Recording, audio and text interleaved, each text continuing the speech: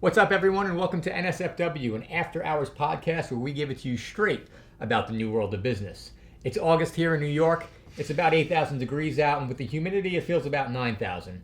Our air conditioning's off. We all put in a long day's work, so it's going to get a little salty in here. If you're listening at the office, make sure you pop in the headphones because this is not safe for work.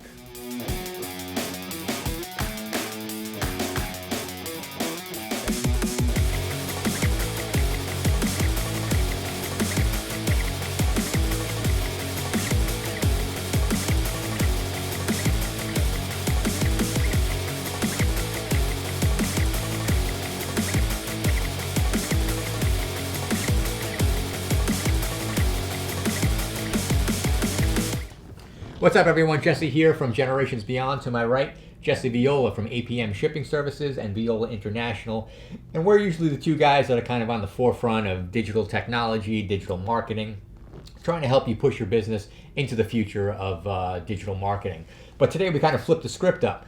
Elliot, who's to my right from Leadership Efficiencies, was kind of pushing me and Jesse into kind of a different frame of thinking as far as building our businesses and hiring. So, Elliot, take it away. What did you have for us today that kind of challenged our way of thinking? Well, some of the conversation we had earlier today focused a lot around how business owners are stuck in the way they normally do business. Which is a common theme of this show. Right. Sure. And the difficulty is they try to bring people into their world rather than changing their mindset, the business owner's mindset, into really thinking in terms of what is necessary to allow the people out there who are looking for jobs to be really interested in working for them. So I discussed with you earlier today that the mindset needs to be, are we thinking properly about how we attract help?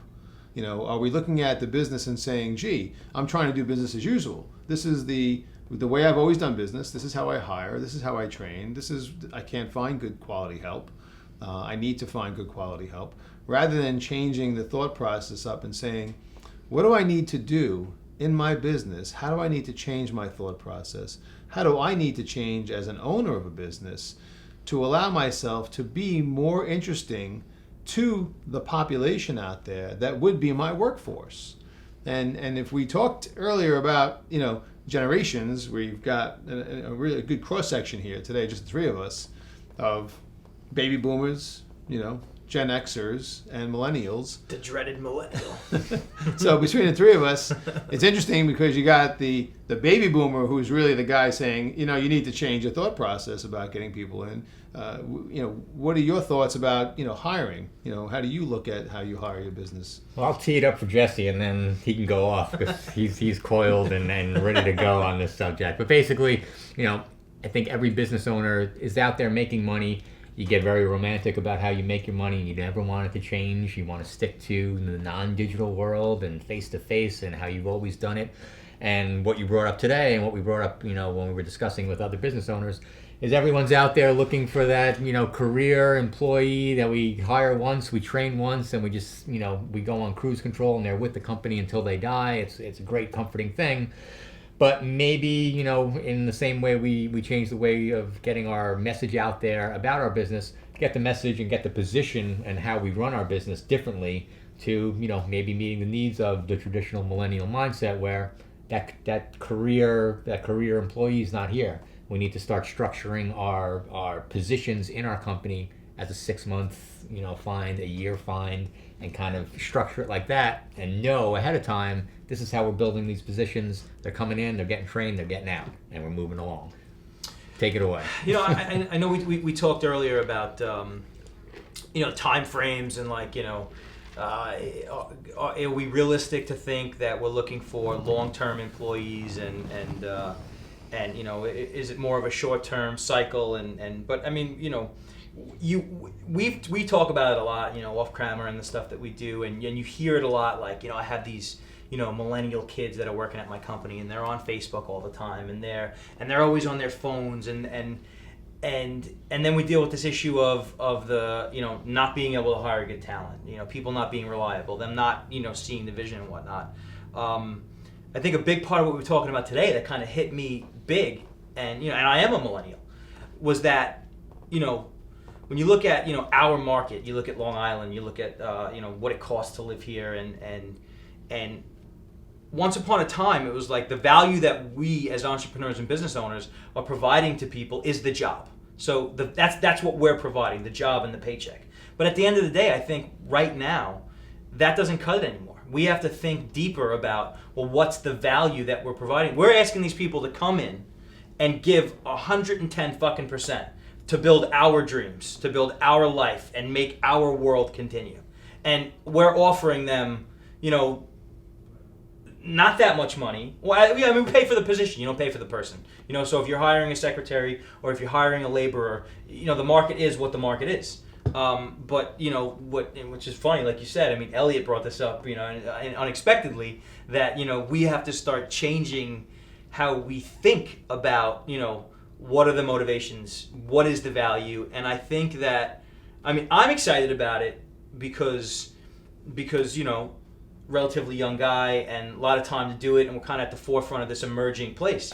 But what I think is really interesting is that a lot of business owners, when you're in your 50s and your 60s, you're looking at this thing and you're like, what the fuck is going on? And how do I pivot? And how do I shift? And how do I deal with this? And I think what's scary and awesome is that a lot of people are going to be utterly fucking destroyed. But what that's going to do is it's basically going to fertilize the soil for some of the up and comers to go and kind of replant new seeds and create new stuff. See, I think part of what you had said earlier about being able to change the thought process and getting people to adhere to the job. You're hiring for the position, you said earlier, okay, yeah, rather than hiring the person. And I think sometimes, depending upon the type of business you're in, if there's a certain talent pool that you're interested in, you're not going to hire for the position. You may have a range. If you're a really smart business owner, you're going to think in terms of, what do I need in my business, and am I willing to shift my thought process to say... In my heart, I want to hire for the person. Like the truest form of me wants to hire for I want to see somebody recognize potential and say, we're going to start where we can start, but you're the person that I want to build. But I found that why do you think that way? Because again, you're going back to traditional values of long-term. You're only saying that because you're trying to build a long-term relationship with that person. Yeah. Think about what you just said there. It's a contradiction. Because the reality is, millennials are going to have between 7 and 14 jobs within their career frame in their lifetime. Okay, whereas, how do you even calculate that to a business plan? You're looking at how do you So here you are saying that you want to hire to the position, and Gen Xers are few less, and the baby boomers 3 to 5, give me the watch, I'm done, I'll see you. Just like so mom what and do dad we do? We say, okay, hey, welcome on board. I know you're gonna fucking leave soon, so I'm really not gonna put too much into you, but I want it all. But why stay off your fucking phone? Why wouldn't you put into them? see again, you have to look at it from the thought process of, what are you trying to accomplish while they're there in your business? Well, I think that's a big part. We talk about that shit all the time. So what's your goal? What are you trying to do? Right. Yes, and so the you're talking about the older guy thinking you got to train and you got to think differently. One point that I just want to bring up: would you, either one of you, would I myself, be willing to move my business to another state or another part of the country if the talent pool was readily available there for what it was that I was trying to provide? Would I change me or change my thought process? Would you? The answer is no for me. Yeah, I'll give you my kind of what I consider an evolved thought process, and this is hard as hell to wrap your brain around. You take McDonald's, right? The reason McDonald's is because they can take a 5-star chef in New York and a 15-year-old non-English speaking high school student in California. What's his name? Javi? Easy. Let's go with Javi.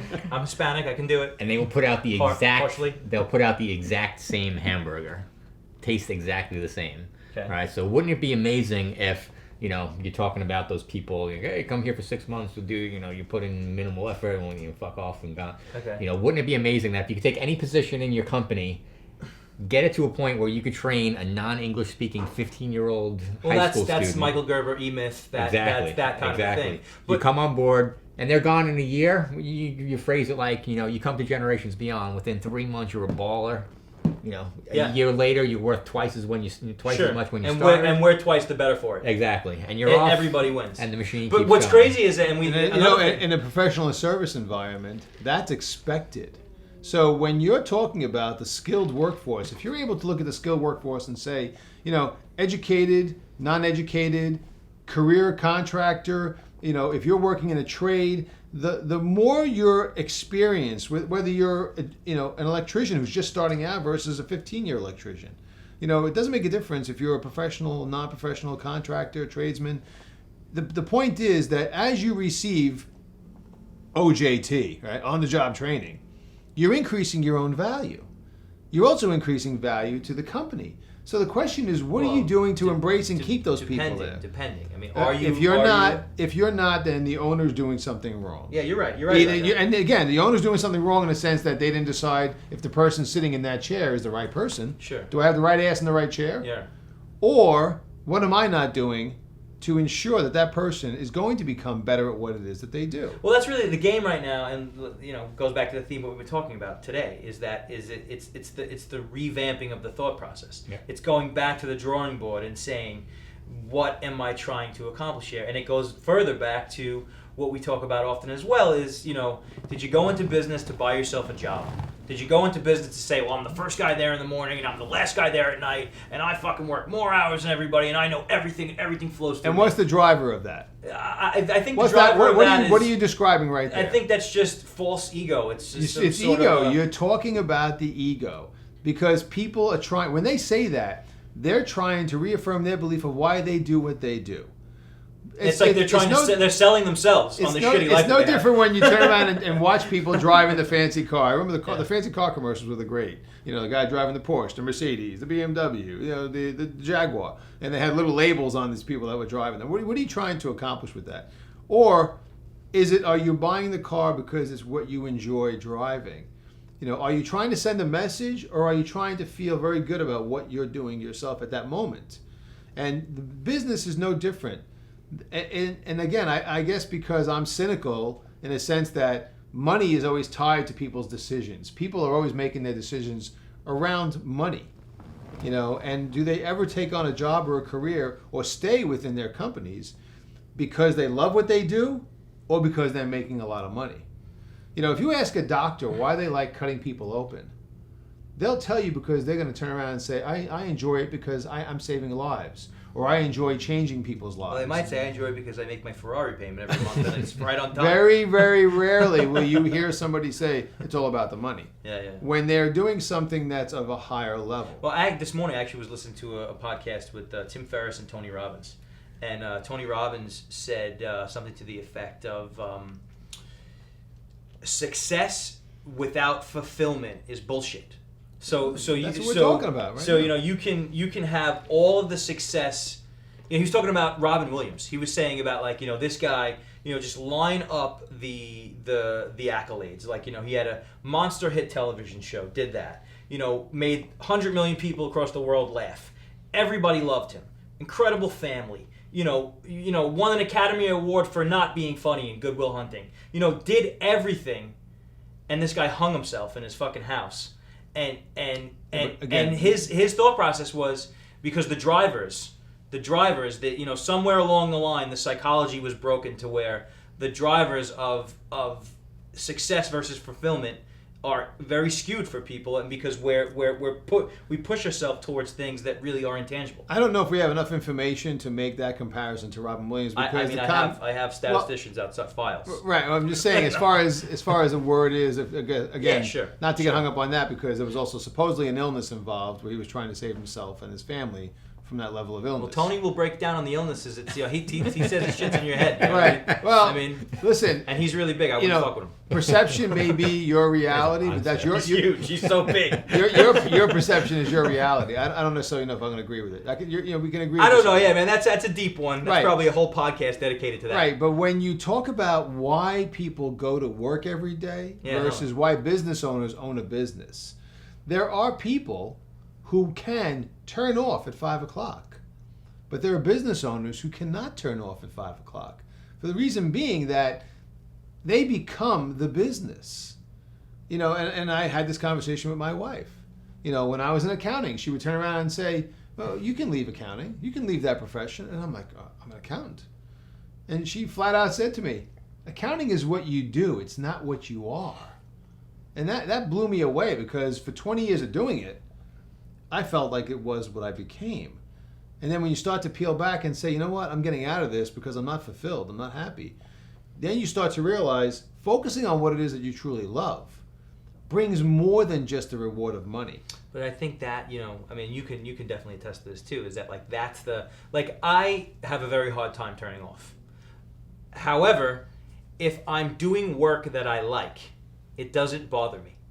I can go nonstop all the time because I'm always trying to think of what's the next move to make, what's the next thing to do. But when I'm doing work that I don't like, that's when it turns into stress. Your business is, if like any business, there's, draggy type shit. But there's a big creative, force to it. How do you feel those factors play in what you do? Well, I think we can definitely pick up on this on the second segment of the show. I think it's going to fit right in. But Elliot, if you want to wrap this up for us, this is your topic. What advice do you have for the viewers, all the listeners, the thousands and thousands of people that need to change their mindset and help evolve their business into the new world of business? I think when it comes to looking at the people that work in your company, you have to be able to identify that people who work in your company are working there for either one of two reasons. Either they're trying to better themselves and continue to better their knowledge base, or they're there just for a paycheck. As a business owner, you have to understand why you hire people and what you're trying to get out of your people. Can we sum it up by saying, if you're just here for a paycheck, fuck off and hit the road, Jack? Can we? You might say that. I would. You I might say that. I just as for one, recently as about a would week say ago. that. Right. I, for one, would never really just come right out and say that. I think that part of it has to be that you have to identify, okay, I understand who I'm dealing with the employees, sure, but am I thinking clearly about my business? Sure. And my suggestion today was, look, you may just need to rethink how it is that you do what you do. Whether it means that you may possibly have to move to another state where people would enjoy working in your company because you're surrounded by people that you can't get a good workforce. And if you have somebody there who's just trying to collect the check, if you have framed the expectation and they're executing upon that expectation, it doesn't really matter. And also, you don't need to have superstars in every single spot, as long as the expectations, it goes back to the E-Myth. That's being realistic about what it is that you're trying to accomplish. I think realistic goals, as a business owner, you need to take a look at yourself first. Don't ask your employees to set realistic goals for themselves if you don't set your own realistic goals of expectation. Whether you're doing the right hiring, whether you're taking a look at your overall operations, or just looking at how you do what you do. Try to be critical of yourself first before you become critical of others. So sum it up, dude. What's the one-liner? Try to be critical of yourself before you become critical of others. I could totally do better than that, but we'll deal with it. Well, that's the most creative I get. Come on, we're not dealing with a very creative mind, okay? I basic. Selling himself short. I try to be creative, but so yeah, that's it. All right, take us to the break. Okay, time for a break.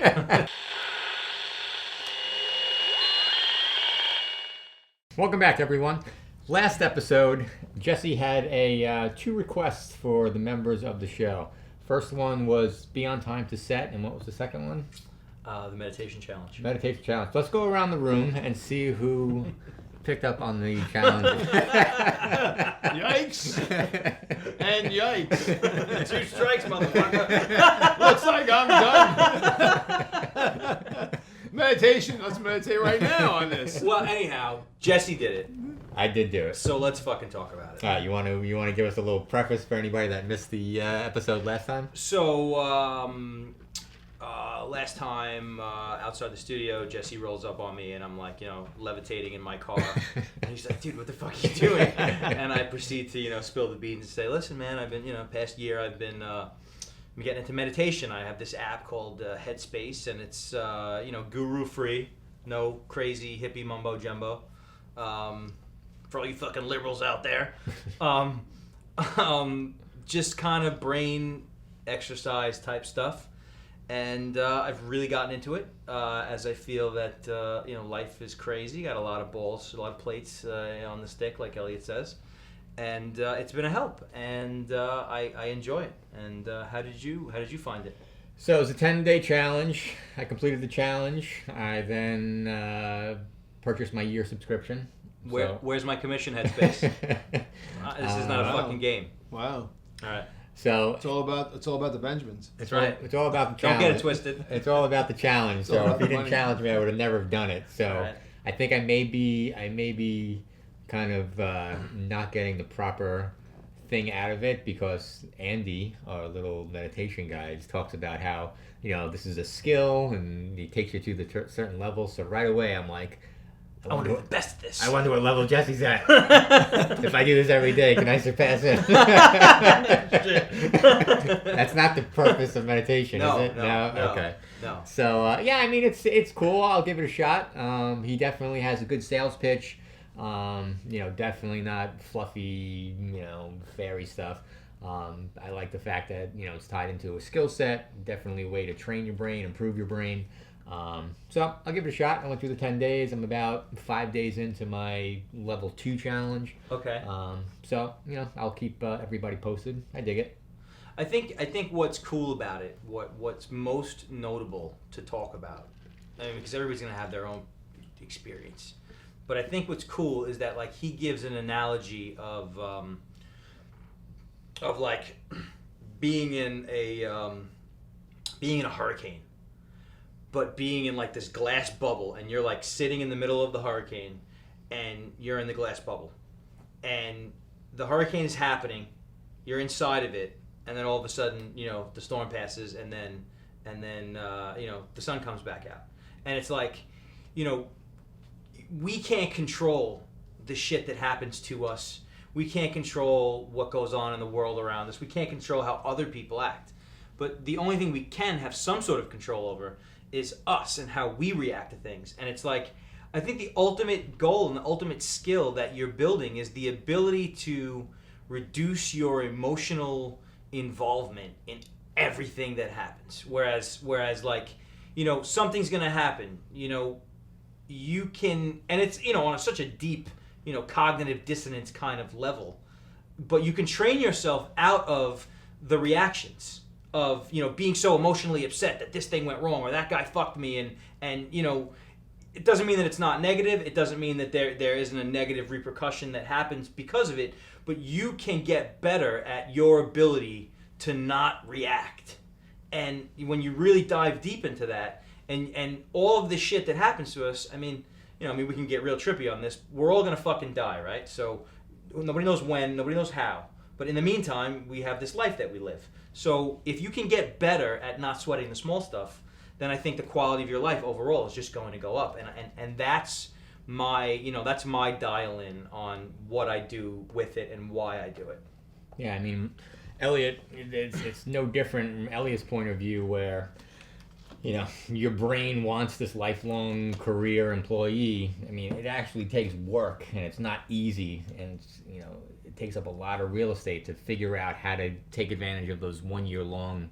You gotta restructure your entire business. So it's definitely a mindset. And doing exactly what you said, kind of stepping back, during the hurricane, stepping above it and just looking down on it. Yeah, because the sun's gonna fucking come out. The storm's gonna pass. It's definitely the same exact exercise. It's like, it's not easy. You have to be conscious of it, and it's a skill. And it's hard. It's hard to sit down and level 1 is 10 minutes. Yeah. It goes to 15, 20, 30. They even have 60 minutes. I stay 15. He's like, what level are you on? This guy's fucking like, I'll fucking jot that down. Next time, this motherfucker's toast. A little competitiveness there. I do. I'm going to meditate so hard. I was doing 20 minutes for a while, but 20 minutes I kind of was like, this is tough. Because what I do a lot of times is that I wake up in the morning, and before I go to the office, I go to the gym. Before I hit the gym, I do it in the car. I do it on the Bluetooth, with the phone and everything. So I do it, do 15 minutes. That kind of does the trick. But, back to what we were talking earlier about Tony Robbins. This is an interesting little tidbit about this type of thing. About how, like, that worry reflex and how we worry about shit and stress and all that. It's all tied to the fight or flight instinct. It's deeply programmed into our human computer. But the original programming was like, well, I gotta, get to higher ground so the saber-toothed tiger doesn't fucking eat me. There's no more saber-toothed tiger, so we've replaced, the fear of imminent danger with like, well, do people like me, and how am I perceived, and how am I going to make money, and what am I going to do with my life? And our brain is actually wired up to go to worst case scenario, worry, what's going to happen tomorrow, and what am I supposed to do, and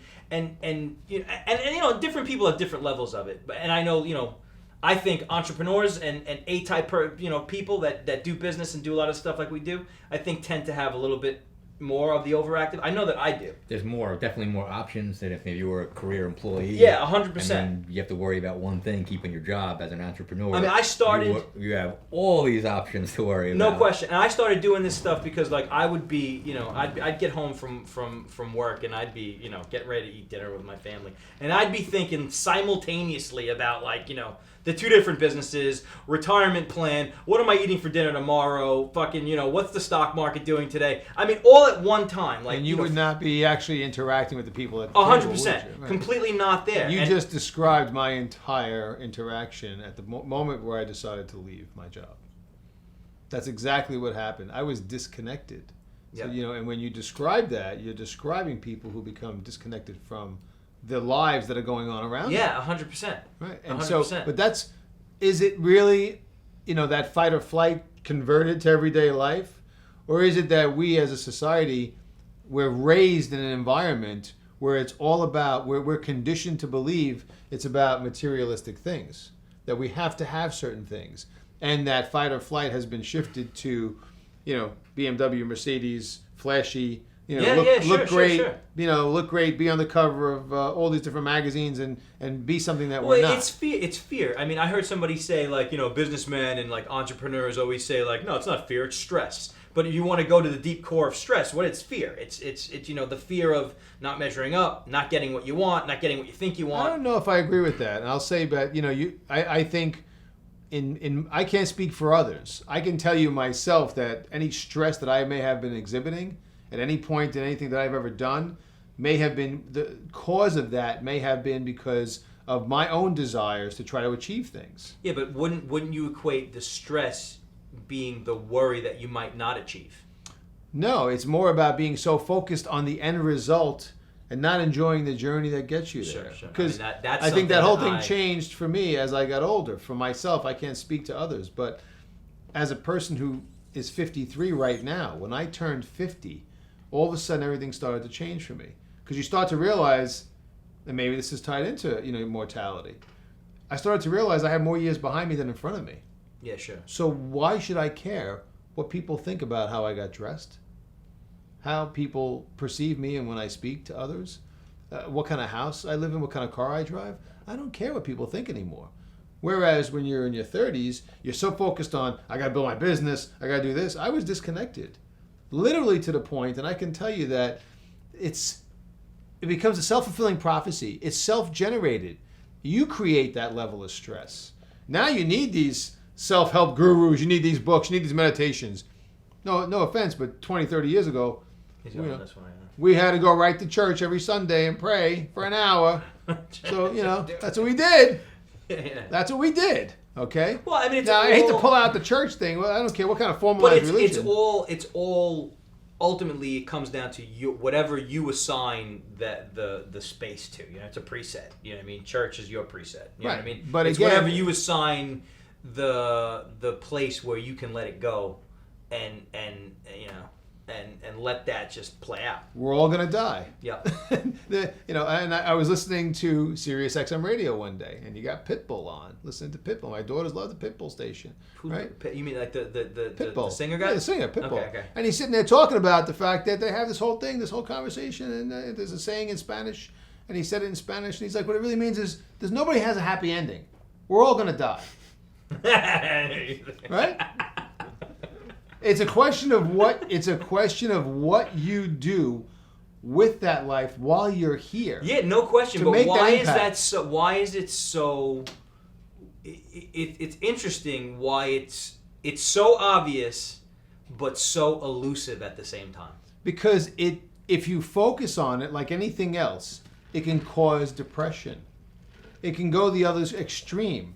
you start to get that, oh my God, I can't control that. I control everything in my life. What do you mean we're going to die? And you can have people going into those modes of, instead of focusing on the negative part, focus on the positive. Okay, so to you, is this bottle half filled or half empty? You're asking me? Yeah. How do you perceive this bottle right now? I mean, I'm an Is eternal, it half? I'm an eternal optimist. You're an eternal optimist. That's that's my feeling. But What was the answer to the question, by the way? it's half full. It's half full. Yeah. What does the pessimist say? It's half empty. What does the realist say? What does the salesman say? What does the realist say? You need some ice for that. Well, that's what the salesman says. What does the realist say in looking at that? It's a fucking bottle of water. It's both. Okay. It's both. True. And if you think back to enjoying the part that you drank and what it brought to your life, That's pretty deep. you will That's good. enjoy it as you continue to finish it.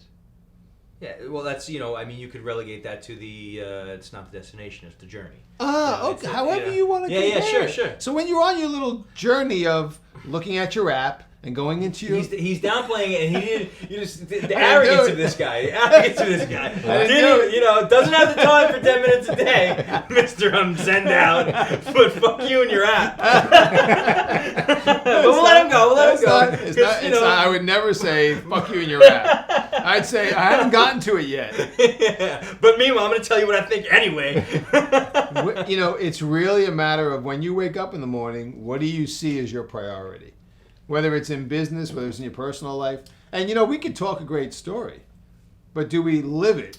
It's great to sit here and say, this is what we're doing. Oh, of course, this is the way I live my life.